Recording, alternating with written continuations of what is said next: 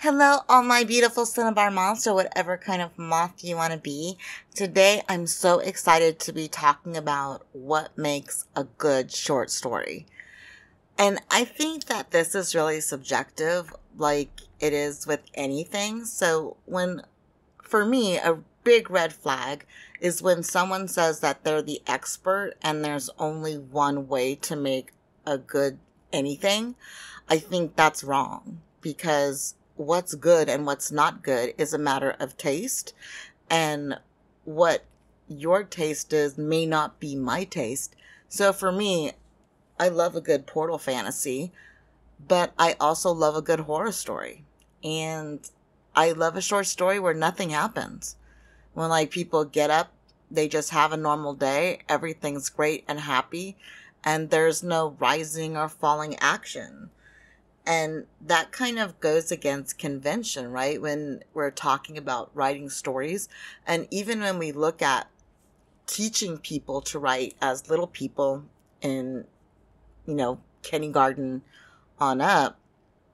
In kindergarten, I really think that's when writing is most exciting and the teaching of writing is most exciting because we let kids write about a day on the playground. And that's just pure happiness for most kids. For some kids, it's not, and I'm sorry for that. And for anyone who the playground wasn't a safe space, it should be for everyone, always, everywhere. But that's not the case. There's some kids, and I was one of these kids. In kindergarten, I wasn't really interested in the playground. I liked writing my own little chapter books, and I would write a 4 or 5 page sentence book and feel like I had just changed the world, like I had written the next masterpiece. And that was really fun and exciting for me. And I would then gather my family and be like, it's presentation time. Everybody sit around, pay attention to me because I have written a masterpiece. This little 4 sentence thing is going to be the next bestseller, propel us all to fame. Lights, action, camera, I'm ready for my close-up level of writing. And I think that naivete of the rules and the convention and just basically publishing as an industry creates some really great stories. And I was looking back, I didn't have the best relationship with my mother, but one of the things my mother did do that really warmed my heart is she kept everything I've ever written and gave to her. And for her birthday, my mother would always request that we make her something rather than buy her something, because she felt like if something was store bought, that was someone else's creativity, someone else's energy, and there wasn't really any love in it, is how she would describe it to us. I don't know if I necessarily agree with that. I've gotten some great store-bought gifts, and I've given what I think are some great store-bought gifts. I feel like one of the best gifts I've ever given was a walk. I gave my husband a walk the first birthday that I knew him and that we were together, and it's something he had wanted for a really long time, and we still have it over 22 years later, and in a pepper grinder that we still have over 22 years later. And every time I see them, it reminds me of that birthday and how just thrilled and happy he was to receive these 2 things he always wanted but never got around to buying for himself, or no one ever gave him. But back to doing what makes a good short story. And I think what makes a good short story is a story you enjoy. Because I looked back at when my mother died, I got all of the things about me that she had saved because it was just clutter to my stepfather, and it was one of the things I did was cleaned out her house for him.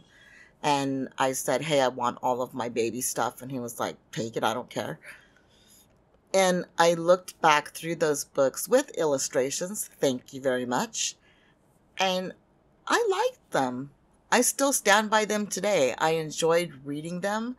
I think they're fun and interesting, and I have dyslexia, so I'm one of the few people who can actually read them. And my Chad's also able to read them. And they just fill me with so much joy that I had this unbridled license to create.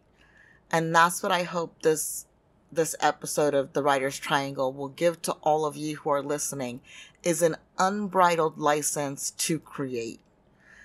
And there are enough places out there in the world that you can publish. And you know what? I encourage people to get on Medium.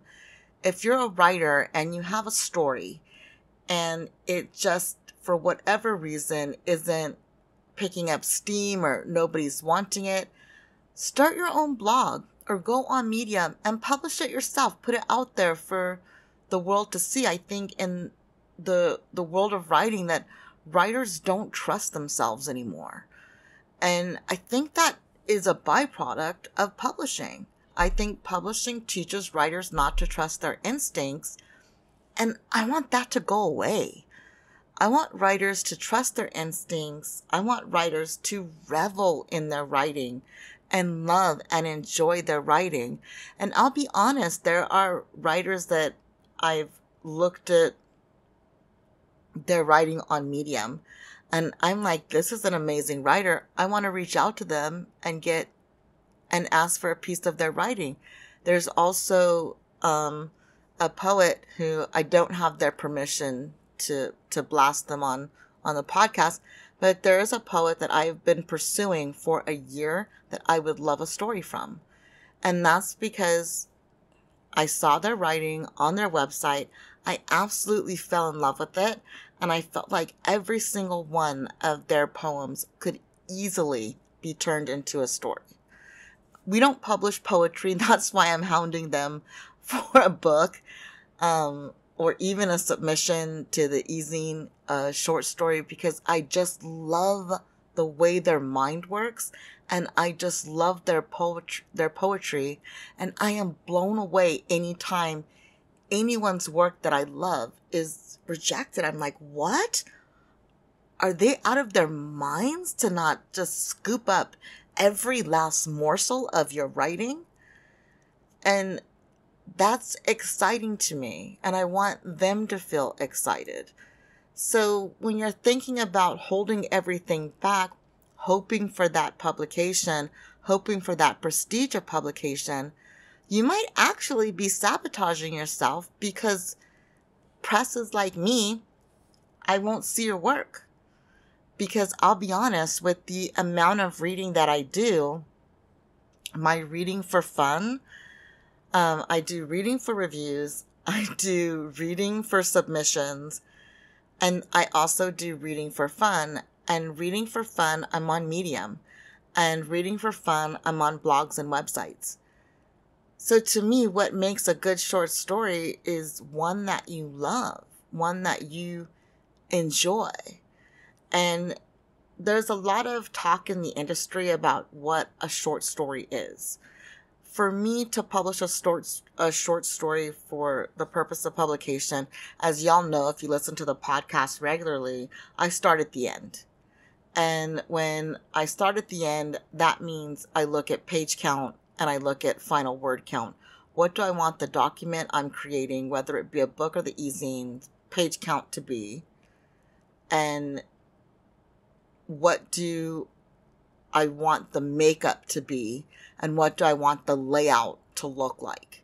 So I have all of this imagery in my mind of layout, flow, consistency, readers' expectations. All of those things are going through my mind. And for me, I just really got stuck on 3,000 to 3,500 words. And I'll be honest, when I started writing short stories, the short stories I really gravitated to and really enjoyed reading were between 10 and 15 pages. And that's between 3,000 and 3,500 words. And it also depends on font and spacing and all of that. But we're publishing an anthology, and I read a really amazing, and I don't have their permission to say their name, so I don't know. And I don't know why I'm so weird about that. I think I should just ask people, hey, do you care if I talk about you on the cast and if I mention you by name? But I'm working with a really talented, fabulous short story author. And it's really exciting to me because one of the stories that they sent in for the anthology they're creating was 4 pages long. And it was an amazing story. I absolutely loved it. It had a beginning, a middle, and end. It had flow. It made sense. And even that dynamic, beginning, middle, and end, every story has to have a beginning. So every story has a beginning, and every story has an end. And the end of the story is when you stop writing. And it may be that the story leaves the reader wanting more. But with the short story, I find a good short story, for me, at the end of it, I want more.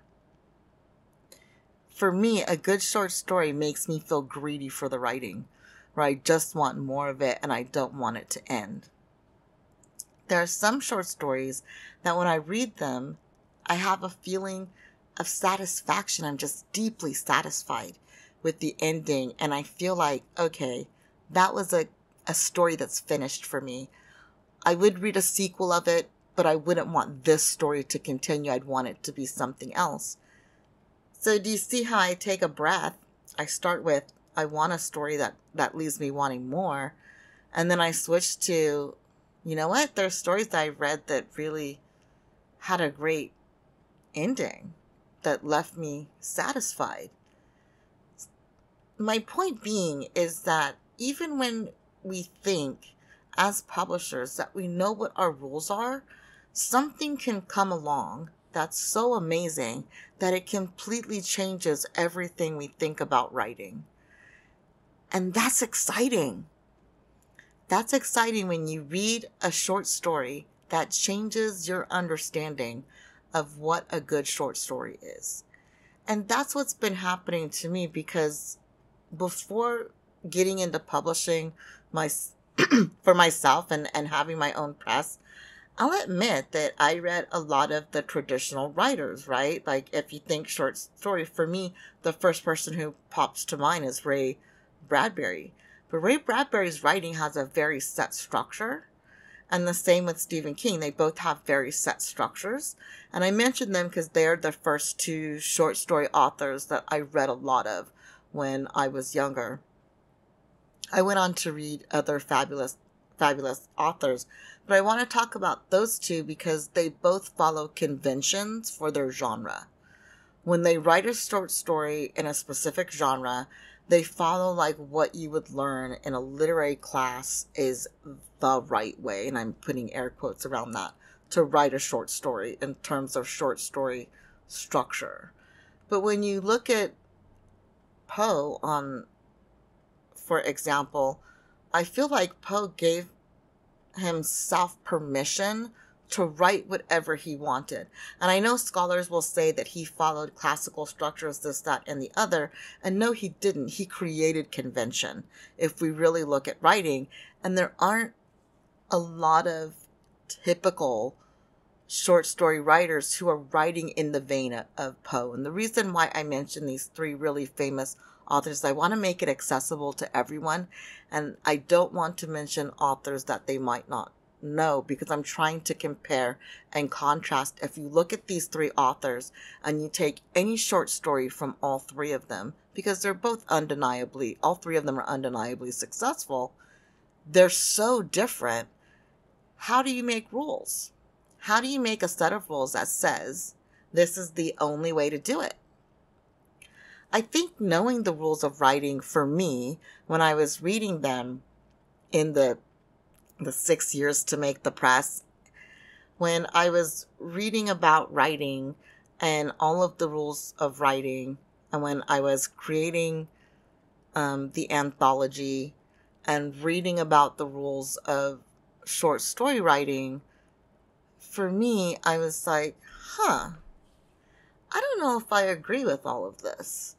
And some places are so specific about anthologies that they have a paragraph count for when the action is supposed to rise. And I thought, wow, talk about wrapping a writer in chains.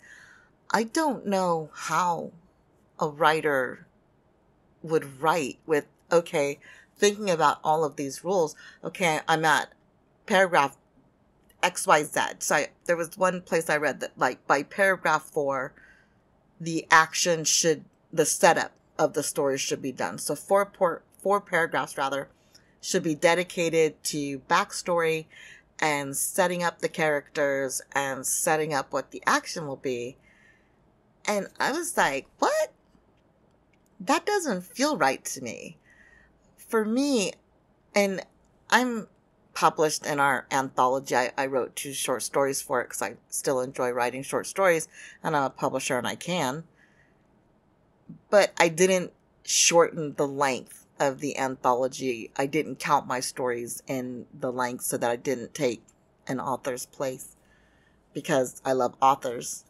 And I wanted to give as many opportunities as I could for the anthology. So for me, when I was writing my stories, I didn't follow that rule at all. There's not four paragraphs of story background or setting up. I feel like for me, when I write a short story, you're jumping into the middle of someone's life or the middle of a scene, and that's the way I write. That's going to turn some people off, and I get that, and that's okay. Everything is not for everybody. But for me, just doing a lot of setup and backstory as a writer, writing a short story, doesn't feel organic. But there's another short story artist that really likes doing setup that we published, and there's a few actually in the anthology who really enjoyed writing the setup, really did a lot of dedication to backstory.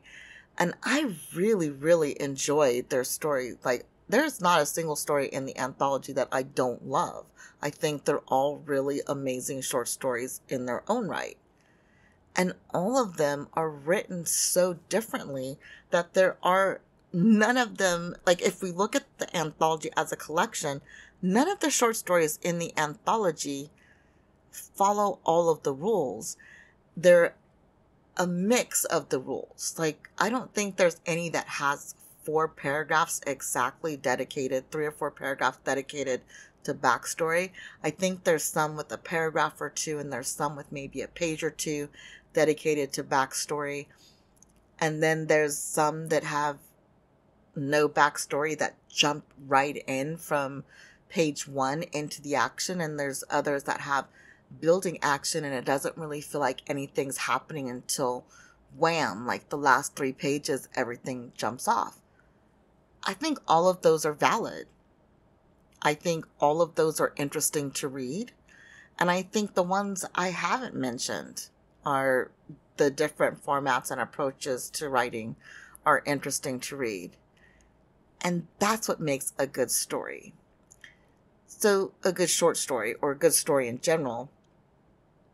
So for me, when I was putting together the anthology and I was looking at short stories, the question I asked myself is, could I defend it against a 1-star rating? And that's kind of my rubric. If this story ever gets a 1 or 2-star rating, what would my reaction be? Because as a publisher, if my reaction is, yeah, I agree with it, I shouldn't have published the story. That's me. That's my thing. So I look at what would be the worst thing someone could say about this, and why wouldn't they like it? And if I were in conversation with someone, what would I say to them about why I disagree with their opinion? Now, here's the thing. Pro tip. Authors, do not go after anyone who reviews your story and gives it a bad review. Don't ever have this conversation. This conversation is, in my mind, for me and how I survive a 1 or 2-star rating, because I love every single book we've published, and every single book we've published has gotten at least a 2-star rating. And I don't agree. I don't agree with the 2 stars. whenever I see it. I don't agree with it. And that's an important part for me and my emotions and managing negative reviews is in my mind I say, okay, I can see why this person is saying that, and it's not a perspective I share, and I stand by this story. And I stand by this author. And I believe in this author, and I believe in this story. So for me, I don't I don't draw authors' attention to negative reviews. I think if you're a press and you're doing that, stop it. You can't stop authors from going on Goodreads and checking out their reviews. But I would say to all of the authors of the anthology, if somebody picks out your story and gives your story in particular a negative review, I hope that you remember me saying, I love your story. I think it's fantastic. And this is for every single one of our authors in the anthology. I stand by every single one of those stories. I stand by the content notes. And I think even with the content notes, always read content notes before you read a story, because a lot of the lower reviews come from people that go into books blind. And that's a bad habit. Y'all need to stop that. Not wanting to know what a story is about, fine. That's all well and good. Don't read the back of the book. Judge a book by its cover. Go into it that way. Awesome. Love it. What I say is, don't go into the story without reading the content notes, because you're doing yourself and the author a disservice. Because if they follow my guidelines for what makes a good short story, and that is a story that at the end of it, you love it and you're satisfied with it, or if you're a writer that hates everything you write, you have a critique partner that loves it, or you have a press that loves it. You have at least one person saying good things about your story and about what you wrote. And if you can get that in a critique partner and a friend that will be honest and tell you when the story reads well, has good flow, has consistency. I think there is a place for inconsistent consistency with an unreliable narrator, but that has to be clear that that's what the reader's reading, and it always goes back to readers' expectations. So for me, when I'm judging a story, I ask myself, does this meet readers' expectations? And that's what everybody on the team, number one is, does this meet readers' expectations? And readers' expectations are set with the title, are set with the cover, are set with the back blurb, but they're also set with the opening paragraph and how the story is introduced. If you write an opening paragraph that is grotesque and horrible, and then the rest of the book is sunshine and light, I would say cut that first paragraph, but go ahead and write it. If that's where your process starts, go ahead and write it. If your story is going to be filled with gross things and you start with sunshine and light and rainbows and happiness, I guess with both, if you take me on a journey that gets me there, I'm here for it. But if it's just gross and shocking and then boom, sunshine and light with no transition, I'm going to recommend that you chop off the gross part, or you add a transition, either or you move it to somewhere else in the story. If it starts off with sunshine and light and then boom, it's grotesque, the same thing. I'm going to say, give me a transition that gets me there, move it to a different place in the story, or take it off. And that's the kind of critique partner that you need. You don't need one who's going to go over your grammar, who's going to go over your spelling and all of that, because in my mind, that's the job of an editor. And the editor's job is not to read your story and like it or dislike it. The editor's job is to look at the grammar, the flow, and the consistency if you're doing a literary edit, And that's what our editors look at. They look at, does it flow? Is it consistent? And is this grammar correct? And that's the only three things they're looking at. They're not reading the book for enjoyment. Sometimes the book is so good. A lot of times, most of the time, they enjoy the book. And so they've asked for a longer time. I was like, get this back to me in 5 days. And like, can I have 10 because I'm wanting to read it? And so now we've readjusted it to 10, which is kind of the industry standard. And that was what happened with the anthology. The editor was like, hey, these stories are really good. I want to read them. And I was like, that's awesome. That makes me feel good and makes me feel like, okay, other people are going to feel the same way. So the long and short of it, I guess the long-windedness of it is, find someone you trust who you think has a good mind for literature, but who is also kind and generous, but not so kind and generous that they will lie to you to save your feelings. Because a critique partner, for me, the first time a story is critiqued, it should be, does this story make sense? And does this story meet your expectations as a reader? Does the beginning of the story give you a sense of where the story's going in terms of, is it consistent? Does the dialogue flow? Does one scene flow into the next? Does the story feel seamless?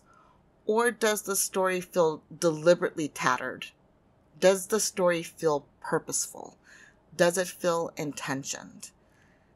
And for me, I'm really lucky that all the stories we're getting, they all feel intentional, but they may lack in one area, like world building or some other area. And those short stories, we didn't have time to send back and ask for rewrites. But I do include it in any time I say yes or no to a story. I say why I'm saying yes, but I also say why I'm saying no. And for me, the number one thing will be if my expectations weren't met, if the story didn't feel purposeful, or if the story didn't meet the submission guidelines. When you're submitting, and this is different than what makes a good short story, this is how to get a short story accepted, make sure you read the guidelines. Please do yourself, do your publisher, do everyone a favor, and make sure you read the guidelines. If the guideline says that the story has to include a magical tattoo, it has to include a magical tattoo. If a story says that it has to be set in winter, you can't send me a story talking about spring. You just can't. There were a few stories, and I won't say which, that went on and on and on about spring for the winter anthology. And I will say I loved the story so much that they got away with it, and I asked for a rewrite. There were a few authors that the story was just so good that I did send it back for a rewrite. But that's a rare thing. That's really rare. And I'm finding with the anthology, when the short stories come in, I'm like, does it meet the theme? Is the first thing I'm checking. And I take the short story in whatever way it's given to me. I put it in a searchable format. I Control F the word tattoo for the magical tattoo stories that are coming out in the January edition of the e-zine. And if it didn't have the word tattoo, I just didn't read it. Because if it doesn't have the word tattoo, it doesn't include a magical tattoo. That may seem unfair, but I feel like it's unfair to me to have to read 3,000 or 3,500 words that aren't on theme when asking to read the guidelines. And I think every publisher feels that way. At least all of the publishers I talk with, it kind of, they want everyone to read the guidelines. But for me, I'll be honest and say it hurts my feelings a little bit. Like, I spent all of this time and effort writing the guidelines to help authors be successful. and you don't care. And that makes me feel like you're not going to care about the publishing process, and you're not going to care about where you fit in with the other stories. And I like caring authors. I like authors that are going to caretake me as I caretake them. And the first way you caretake a publisher is by reading their guidelines. So a good short story in the general sense is a story you like, and if you hate everything you write, is a story that meets at least one reader's expectations. For publication, a good short story is one that follows the guidelines for whatever you're submitting for. I hope that this was insightful, and I hope that this takes off some of your shackles and some of your chains. If you're an author that's been shackled or chained by what you've read on the internet about what makes a good short story, have fun. Write stories you like. Write stories you want to write. Write the stories that you want out in the world. Write the stories that you want people to read. And somebody will read them. And if no publication wants them, put them on a blog. Start an author's page and put them on your blog, because I read blogs. And you never know. A publisher might come across your blog and reach out and invite you to write something for them with guaranteed submissions. I know I do that. Put it on Medium. I'm a huge Medium fan. And I read a lot of the works on Medium and have become fans of a lot of authors that way. Put yourself out there and don't let publishing make all of the rules for what you put out there. I hope that makes sense, and I hope that is a cheerful, positive message. I want to thank all the beautiful cinnabar moths, or any kind of moth you want to be, or like I say at the end of every podcast, you can also be a butterfly, but I'm not Mariah Carey and I'm not stealing her rhyme. Thank you for tuning in this week, and I will talk to you in 2 weeks. Bye. Bye. Bye.